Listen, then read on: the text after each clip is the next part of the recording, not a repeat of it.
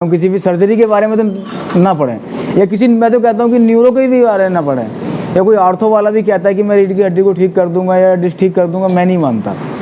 हाय, मैं हूं डॉक्टर साकिब हसन। आज हमारे साथ हैं सत्येंद्र जी, जो कि बिजनौर से हमारे पास आए हैं और इनको L4, L5, S1 slip disc है पिछले 1.5 साल से। अभी हमने इनका ट्रीटमेंट किया है, जानते हैं इनसे क्या परेशानी थी और अब ये कैसे हैं। जी सर, बताइए आपको क्या क्या परेशानी थी, कितने साल से थी। मेरा नाम सत्येंद्र है और डिस्ट्रिक्ट बिजनौर से बिलोंग करता हूँ। जो मेरे साथ प्रॉब्लम थी वो मेरे L4, L5 और S1 डिस्क बल्ज थी और कुछ MRI में डिफ्यूज़ भी आया था, जिसके कारण मेरी जो नसें थी वो नस डिस्क ब्लॉक हो चुकी थी, दब गई थी। काफ़ी न्यूरोसर्जन के पास गया, मेरठ भी गया, चंडीगढ़ भी गया, सभी ने ऑपरेशन का बोल दिया। तो मैंने उन डॉक्टरों से कहा कि ऑपरेशन तो मुझे कराना नहीं है, आप भाई जो भी मेडिसिन चलानी है एलोपैथिक चलाओ या आयुर्वेदिक चलाओ। तो दोनों कंबाइन भी चलाई और अलग अलग भी चलाई। इससे मेडिसिन ने क्या किया, 15 दिन तो मेरे को रिलीफ मिलता था, लेकिन वही दवाई 15 दिन के बाद मुझे रिएक्शन स्टार्ट कर देती। हाँ, उसके बाद कुछ डॉक्टरों से मिला कि एक बार आप MRI और करा लो। तो मेरठ गया, मैं MRI कराई, तो उस MRI में मेरी नस सूखी हुई आई। डॉक्टर बोले भाई अब कुछ नहीं हो सकता, ना हम ऑपरेशन से आप ठीक कर सकते हैं, आपकी जितनी लाइफ है वो आप जैसे भी जी सकते हो जियो। मैं हताश हो गया, मैं सोचा अब तो ज़िंदगी ख़त्म है, अब तो कुछ होने वाला है नहीं है। रोने लगा, रोने के पड़ोसी मिले कि भाई एक काम करो, आप ऐसे ऐसे एक डॉक्टर हैं डिडोली में, उनके पास जाओ। तो उन्होंने मुझे एड्रेस बताया, फिर मैंने वीडियो देखी, तो फिर मैं डॉक्टर साहब के पास आया। डॉक्टर साहब ने MRI देखी, MRI देखने के बाद बोले भाई देखो लगता तो क्रिटिकल है, बट 10 दिन कुछ मेहनत करके हम देख लेते हैं क्या रिजल्ट आता है, पहले हम कुछ नहीं बता सकते ऐसे। तो मैं बोला भाई 10 दिन आप इंतज़ाम करो, आप ट्रीटमेंट करो जो भी आपको करना है जैसे भी है। तो मेरा ट्रीटमेंट स्टार्ट हुआ, कुछ दवाई भी दी डॉक्टर साहब ने, वो भी स्टार्ट हुई। तो 10 दिन तक तो मुझे ऐसा लगा पता नहीं कुछ हो रहा है या नहीं हो रहा, ये पार्ट बिल्कुल अलग ही लगता था। लेकिन 10 दिन के बाद जो मुझे कुछ ऐसा लगने लगा कि कुछ मुझे अब आराम सा बेटर फील हो रहा है। मैंने झुक के देखा तो मैं थोड़ा थोड़ा, पहले बिना सहारे के झुका ही नहीं जाता था, तो झुकने भी लग गया।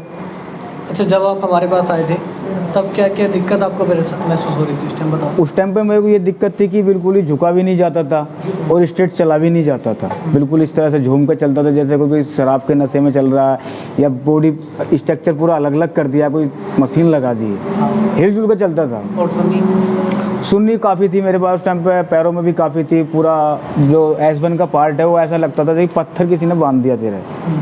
अब मुझे थोड़ा थोड़ा वो रिलीफ मिलने लगा है, पार्ट ऐसा लगने लगा कि बॉडी से टच हो रहा है मेरा, ये पार्ट मेरा बॉडी का ही है।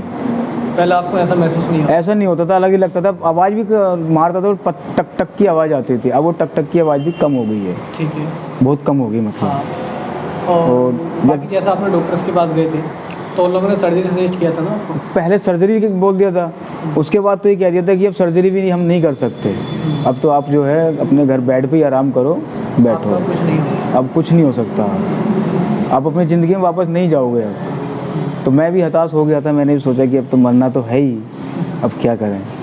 लेकिन अब मुझे लगा कि मैं जीने की मुझे चाहत हो गई है, एक जीने का नया रूप मुझे मिल गया है जब से आप हमारे पास, जब से आपके पास आए हैं हम, मतलब एक जीने का रूप मिल गया मुझे अपनी फैमिली में, मतलब फैमिली मेम्बर में लगने लगा कि भाई मैं कुछ काम करूँगा, अपनी जॉब पर रिटर्न चला जाऊँ। और आज की डेट में आपके मेहरबानी समझ लो या आपका एक आशीर्वाद समझ लो, आपकी मेहनत समझ लो कि मैं नोएडा तक ट्रिप करने लगा बाई बस। पहले हिम्मत नहीं थी, पहले मुझे बाइक पे बैठा के ले जाते थे मेरठ तक जाते या फिर अपनी पर्सनल गाड़ी से, और आज मैं बाई बस जाने की कोशिश कर रहा हूँ। तो करीबी है, मैंने गया भी हूँ, 4 दिन मैंने ट्रायल भी किया नोएडा में, घूमा फिरा भी, मुझे कुछ नहीं हुआ, कोई प्रॉब्लम नहीं आया, बहुत अच्छे तरीके से आया। आज मैं नोएडा से वापस आया हूँ तो बहुत अच्छा लगा है मुझे और बहुत बेटर फील कर रहा हूँ। और सबसे अच्छी बात तो मुझे डॉक्टर साहब ये लगी है कि डॉक्टर साहब की ये अपने आप को डॉक्टर ना समझ के एक पेशेंट समझ के ट्रीटमेंट करते हैं।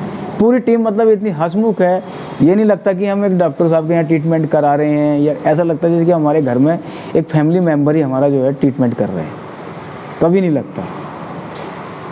इस तरह से नहीं लगता कि जैसे कि हमें बांध दिया गया? नहीं, ऐसा कुछ लगता ही नहीं है, क्या हो रहा है क्या नहीं हो रहा, कोई टेंशन नहीं, जो भी ट्रीटमेंट करना है कि अपने घर के फैमिली मेम्बर कर रहे हैं।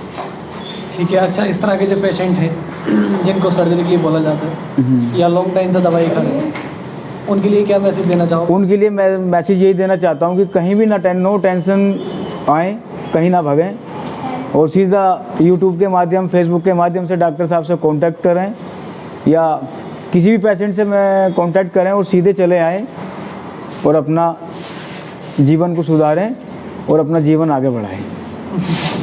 मैं तो यही कहना चाहता हूँ, किसी भी सर्जरी के बारे में तो ना पढ़ें, या किसी, मैं तो कहता हूँ कि न्यूरो के भी बारे में ना पढ़ें, या कोई आर्थो वाला भी कहता है कि मैं रीढ़ की हड्डी को ठीक कर दूंगा या डिस्क ठीक कर दूंगा, मैं नहीं मानता।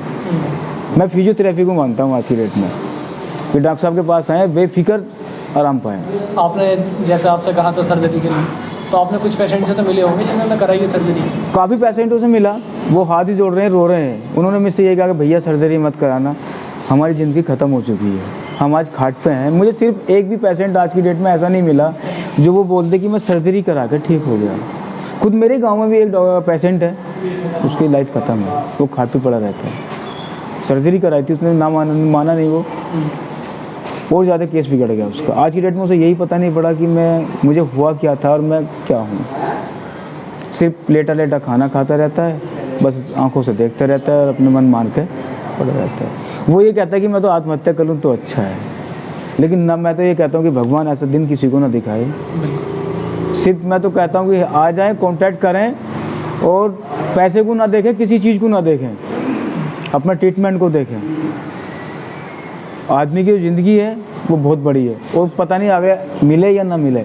जैसे किसी न्यूरो सर्जन के आर्थो के चक्कर में ना पड़े, मैं तो यही सलाह दूंगा, क्योंकि जो मैंने भुगता है इसका मैं भुगत भोगी हूँ। सही, आर्थो का भी भुगत भोगी हूँ और न्यूरो का भी भुगत भोगी हूँ। हालांकि उनकी कला ठीक है, ये नहीं कहता मैं वो गलत है, लेकिन कुछ स्तर ऐसा आ जाता है कि जहाँ पर वो भी फेल हो जाते हैं। देखो, रीढ़ की हड्डी में छोटी छोटी नर्व हैं, ऑपरेशन के टाइम किसी को पता नहीं रहता कि कौन सी नर्व कब कट जाए और किसका कनेक्शन किस चीज़ से है।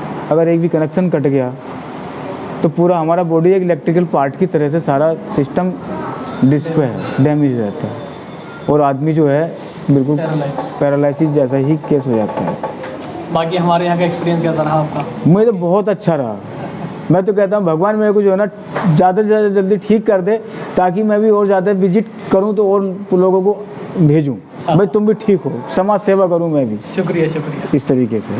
हालांकि पैसे पे डिपेंड नहीं है यहाँ का ट्रीटमेंट कि हमें पैसा ही कमाना है। यहाँ सिर्फ ये है कि हम आदमी को उसकी लाइफ में दोबारा रिटर्न करते हैं और यही मकसद है। कोई ये पैसा ज़्यादा भी नहीं है, 1000 रुपये रोज़ का ट्रीटमेंट कोई ज़्यादा नहीं होता। डॉक्टर की फ़ीस भी, आप किसी भी कंसल्टेंसी से जाओगे तो 1000 रुपये उसकी फ़ीस दवा देकर भेज देगा। लेकिन यहाँ हमारे जो भी मसाज होती है, फिजियोथेरेपी होती है, वो हमारे बॉडी के लिए अच्छा है। पैसे पे डिपेंड नहीं है ट्रीटमेंट, यहाँ आदमी को बॉडी को बना उसकी लाइफ में दोबारा लौटाना है। शुक्रिया। मैं तो यही चाहता हूँ सिर्फ, बाकी तो जो हूँ मैं सबके सामने हूँ। अभी चलने फिरने में कोई दिक्कत? चलने फिरने में मुझे कोई दिक्कत ज़्यादा नहीं आती है। अब नॉर्मल 5-5 किलोमीटर में पैदल चल जाता हूँ सर, हकीकत बताऊँ। जब से आपका ट्रीटमेंट चला है, मैं एक पहाड़ी पे भी गया था, खोली धाम पे, वहाँ भी मैं पैदल, और उसने बाबा की कृपा समझ लो, आपकी मेहनत समझ लो कि मैं वहाँ तक भी चला गया। बाकी मुझे वहाँ तक की उम्मीद नहीं थी। हाँ, अभी मैं 4 दिन नोएडा ट्रिप करके आया हूँ। मुझे नोएडा ट्रिप की उम्मीद नहीं थी कि मैं 4 दिन ट्रिप कर लूँगा, लेकिन कर लिया मैं। ओके भी और ओके भी हूँ, कोई दिक्कत नहीं आई मुझे। ठीक है, यही चाहिए। बढ़िया रहा, बिल्कुल, और आगे भी बढ़िया ही होगा। हाँ चलेगा। ये तो आदमी की बॉडी के ऊपर डिपेंड करता है कि ट्रीटमेंट कितने दिन होना। कुछ ऐसे पेशेंट भी यहाँ से 15 दिन में ठीक होकर चले गए। बिल्कुल, आपने देखा होगा। देखा है मैंने ऑलरेडी कि 15 केस के ऊपर डिपेंड करता है सर। वो तो कोई आदमी कहे कि मुझसे कि मैं भाई आपकी गारंटी क्या हो, गारंटी तो किसी चीज़ की नहीं है, ये तो पार्ट है, बॉडी पार्ट है, कुछ भी हो सकता है। बट ये यहाँ ठीक हो जाता है, इतना मैं जानता हूँ। शुक्रिया। इससे ज़्यादा मैं भी नहीं जानता सर, क्योंकि ऊपर वाले से डर के कोई पता नहीं किसके नसीब में क्या लिखा है। हो सकता है वो 8 ही दिन में ठीक हो जाए, 1 हफ्ते में भी ठीक हो सकता है। हर पेशेंट की बॉडी के ऊपर डिपेंड करता है। तो हर पेशेंट की बॉडी के ऊपर डिपेंड करता है किसको कितना पुराना रोग है, कैसा है। और जिसको भी मैं ये संदेश देना चाहता हूँ, अगर थोड़ा सा भी उसको महसूस होता है कि पेन या झंझनाहट, वो तुरंत ही ट्रीटमेंट ले ले अपना। बाकी कंडीशन में से हो सकता है मुझसे ज़्यादा बदतर बन जाए किसी की। अगर कोई सोचेगा, लालच करेगा इस चीज़ का, तो हो जाएगा। मैं तो कहता हूँ थोड़े में अपना करें, तो कहीं ना भागे, सीधा अपना कॉन्टैक्ट ले, यूट्यूब के या फेसबुक के माध्यम से आ जाए। यहाँ दवाई भी है, फिजियोथेरेपी भी है, सब चीज़ जैसा आदमी पेशेंट है उसको वैसी तरह की दवाई। शुक्रिया शुक्रिया, thank you. Thank you sir. बाकी मैं सोचा था कुछ लाऊं गिफ्ट के लिए भी।